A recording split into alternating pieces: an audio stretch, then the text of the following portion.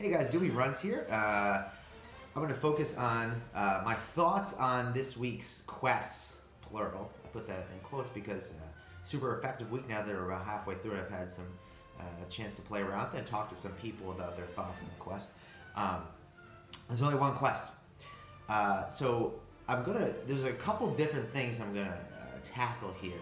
And the way I juggled it, I couldn't come up with a rating here because it was very hard for me to separate just the quest by itself versus what Niantic was maybe trying to do with the quest overall. So from like the meta of game design. So I have a couple. I think you'll see where I'm going with this. I basically have two different ratings going on here, depending on how you actually look at the quest. I'm going to talk about whether or not this is good game design, how they can redesign it going forward if they need to, pros of it, cons of it. So it's a little bit different than a typical quest review. So again, maybe I'm wrong, maybe I'm full of it. Let me know your thoughts and leave a comment below. So this week's quest for the super effective week is use a super effective attack in a gym for a Tentacool. So this quest kind of already exists in the game. Super effective attack has been in the quest pool since I believe the very first day quest came out. And this is I believe the first time that it's been anything other than something like dust, a couple berries, a couple Pokeballs. Obviously, there's use a super effective attack 7 times for Electabuzz. That's a separate discussion I could go on for 10 minutes for. But just as in terms of one super effective attack, I believe this is the first time that it's been an encounter reward. So there's a lot of things to tackle here. Let's tackle it just as a quest by itself and not in relation to anything else here. As a quest by itself, I'm going to give this one 3 stars. This is a strict upgrade to the rest of the quests. And, you're getting an award out of it. You're getting dust by default when you're catching something. A high IV, whatever that means. People like to throw that term around. But a high IV Tentacool, sure, why not?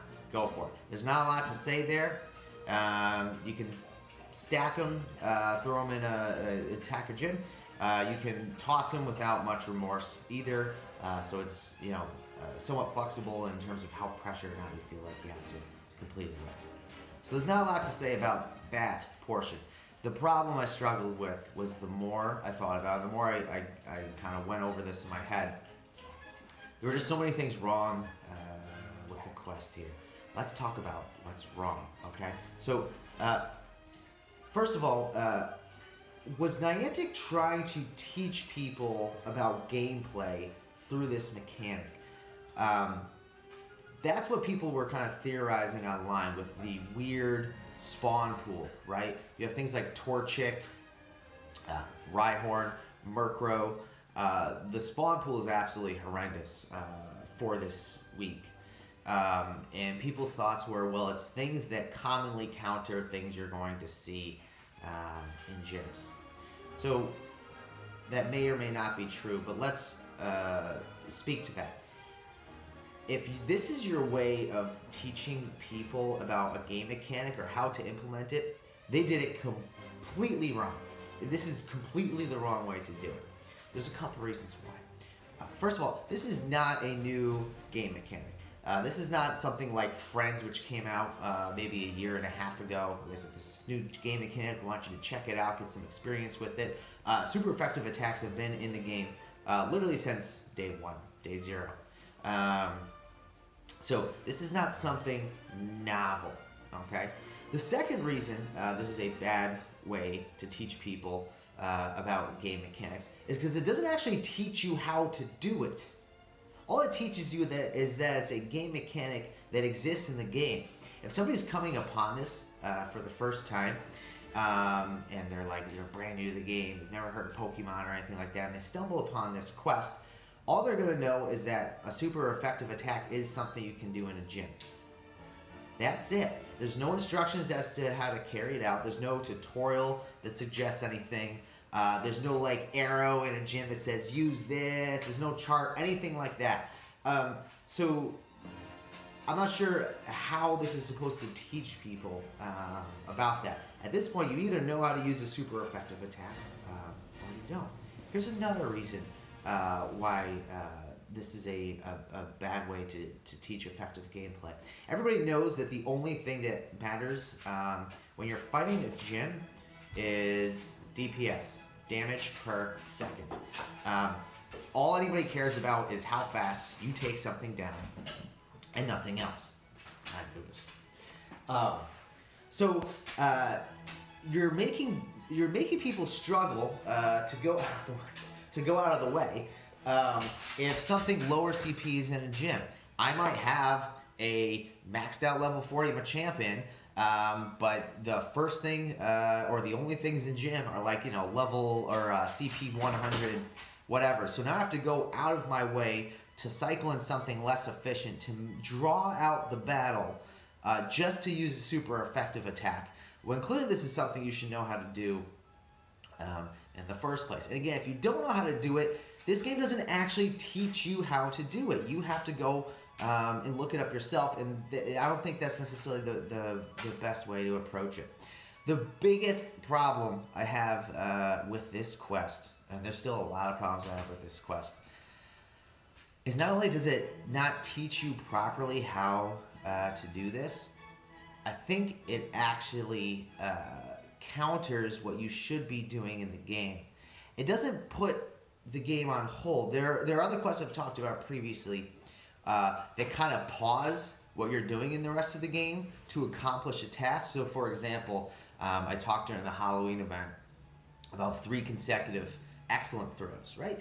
3 excellent throws in a row really slows down the game because you're only focused on that, and you're going to do things like not click on certain Pokemon that you're going to have trouble throwing an excellent on. Like you're not going to click on a Zubat or a Swinub or something, probably. But at least then you're just pausing your interaction with the rest of the game. In this one, you're almost making the game go backwards in a way. And the reason is because this is basically a 2-factor quest here. You need 2 things to happen. One, you need to be around a gym. Secondly, that gym can't be your color. And the problem is if there's a lot of quests around you and only 1 or 2 gyms that are against your color, you're not going to take down that gym. You're going to stack 2, maybe 3 of these at a time, go and do 1 super effective attack and back out. You don't want to take over the gym. That's going to hurt you. But that goes against really the only competitive nature about this game is taking over gyms for your team and defending them. And that seems very counterintuitive to me. I have talked to players that have a large focus on attacking gyms, and I don't. That's just my rapid fire gameplay. I don't have enough time to sit down and take 5 or 10 minutes to take over a gym. So my thoughts were, you know, maybe I'm incorrect in this just because my gameplay style is weird. But I've talked to them, and they said no. Usually I'm all about gyms. I'll spend a half hour taking over 2 or 3 gyms in the same area, but for this quest, you know, they told me, like, no, I'm not doing that. I'm letting other people take it over because when I come upon that quest, I want something to attack here. So what you see is people not taking over gyms for their own team, not because they don't want to, but because they can't. And if they do that, they're essentially getting punished for playing the game how they should here, and that feels really bad. So the other thing here is why is there only one event, one quest for this event? It seems kind of non-committal to me. I'm not sure if this is a good thing or a bad thing. It's almost a non-event. The event is more we just kind of slightly modified some spawns and changed one encounter. And again, not every event has to be something crazy where there's like 5 times Stardust and everything is shiny and there's 52,000 quests, but I'm just not sure what they're supposed to do with it. The only bonus they had was you get 3,000 dust for doing 3 PvP battles a day instead of 1,500 dust. So essentially, it's a non-bonus event. So it's hard to call it's very hard to call this a full-fledged event. Almost worthwhile not even naming it. And again, I'm not sure if this is good or bad. It's just something new that I think needs to be pointed at and looked at in the future. So why do they only have one quest here? I feel like if it's a super effective week, they could have very easily thematically tied in a bunch of other quests. Battle a gym, win a gym battle, win 2, do 2 super effective attacks, do a super effective attack against the team leader, do a super effective attack and a PvP match. And again, those quests might have their own problems in and of themselves, and some of those I've talked about before too. But at least it just switches it up a little more. And even if those quests aren't great, you're going to toss them out a lot of the time. They're generally going to overwrite a lot of the other terrible quests anyway, so at least it gives you some choice or a little more option or just a little more variety in it. I'm not sure why there's just one quest in here taking up approximately 20% of the quest pool. So something about how would I rate, or how would I change this going forward? Would I do it for a future event? Would I tie in more quests? Here's what I do. I think this should be thrown into the regular quest pool. There's really no reason not to do this, okay? In the regular quest pool right now, you have win a gym battle and battle a gym. And those quests give you some random Pokemon that's either Makuhita or Mankey, and the other one giving you one of the 3 Kanto stars.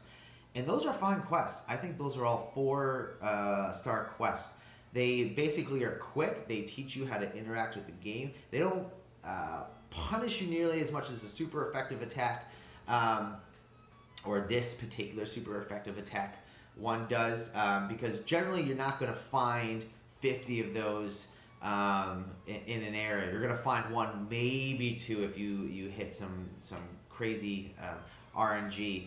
But generally speaking, you're not going to say, I'm going to hold off taking over this gym because there's 10 more win and gym battle quests in my immediate vicinity, so I want to hold off. No, you're going to do those 1 or 2, and you're going to keep fighting the gym if you so desire. But you're not going to do that with super effective because there are 50 other super effective attack quests that you don't want to miss out on.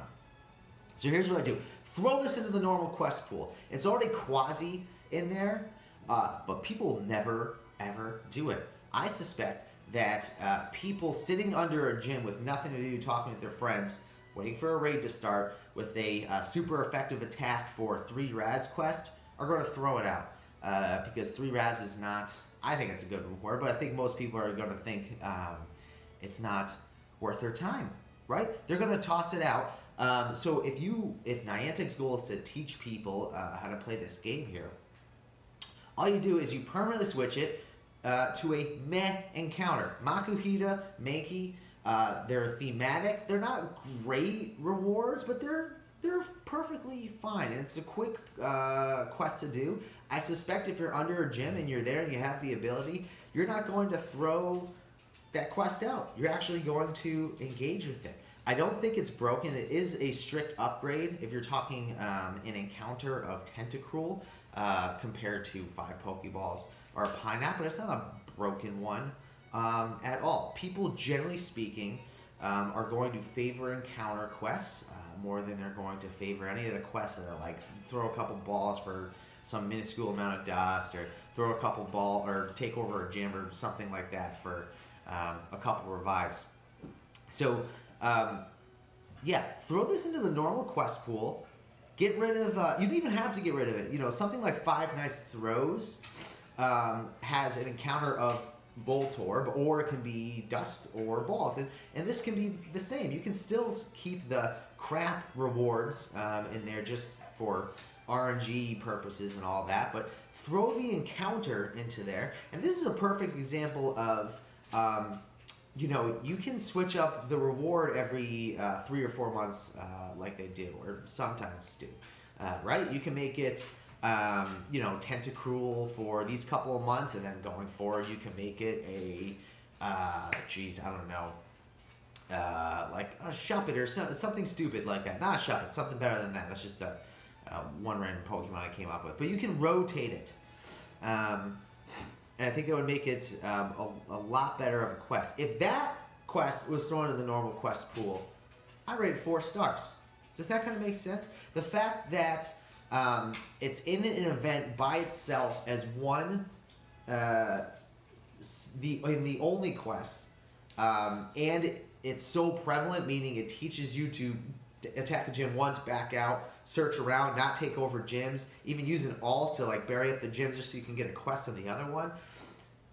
That's very poor design. If you throw this in the normal quest pool, where they're only so prevalent, you're just going to stumble upon 1, maybe 2 a day with an encounter, that's not going to hold you back from taking over gyms. You can rotate the reward, so I think that would make it a lot better. So again, for this event, I'm going to rate this one 2 stars. If this was thrown into the normal quest pool, which it should be done, it's 4 stars. I kind of rambled there. I didn't really have like a script per se. So again, let me know your thoughts. Have a good one.